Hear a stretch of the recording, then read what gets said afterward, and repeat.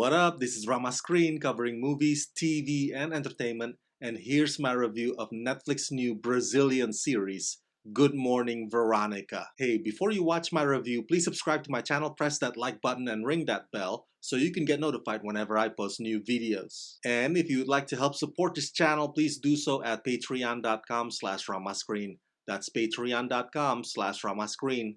Let's rock this. First up, I would like to say thank you to Netflix for granting me the screener to this new series. They've asked me to not spill spoilers, therefore this video review is spoiler-free. I repeat, there are no spoilers in this video review. From time to time, I would watch investigative shows from other countries, just as I did Young Wallander, although that one was more of a English-Swedish production. But this, Good Morning Veronica, is straight up pure Brazilian, and also based on a Brazilian novel. I'm always curious to see how other countries depict their crime solving and their detectives, whether or not there's any similarities to our shows here like Law and Order, for example. Well, Good Morning America is actually a long story form. It's not procedural. And yes, it does have its twists and turns. However, I find the case itself to be more intriguing than most of the protagonists, who are nothing but walking caricatures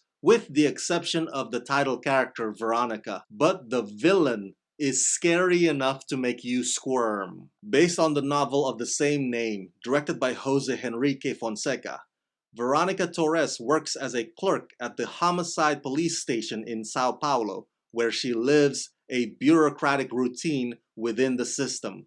Married and mother of two, she finds herself facing the abyss when she witnesses a suicide that brings painful past wounds back.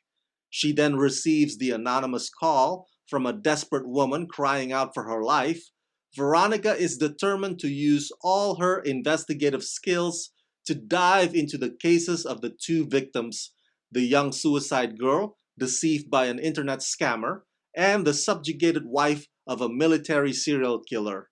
As she goes deeper into these investigations, Veronica will face a wicked world that endangers her family and her very existence. It's not a spoiler for me to tell you that the crime has to do with domestic violence and sexual assault. It is as gruesome and as disturbing as it gets. This aspect of the show is very difficult to watch. The writers and the directors actually did a solid job of pulling off some of this show's intense and brutal moments. And the actor who plays the villain looks very intimidating and very committed. And the fact that each episode ends with a public service message does make the case even more chilling than it already is. Essentially a game of cat and mouse, which I generally enjoy. The script does flesh out Veronica. You get to see what it is that she has to lose. And there's a bit of a personal growth involved as well. But the cop characters surrounding her are underdeveloped and downright irritating. Sure, they might have their own surprises, but from the episodes I've seen, between a captain who just wants to retire and a rival cop who blames the victims first, I couldn't take any of them seriously.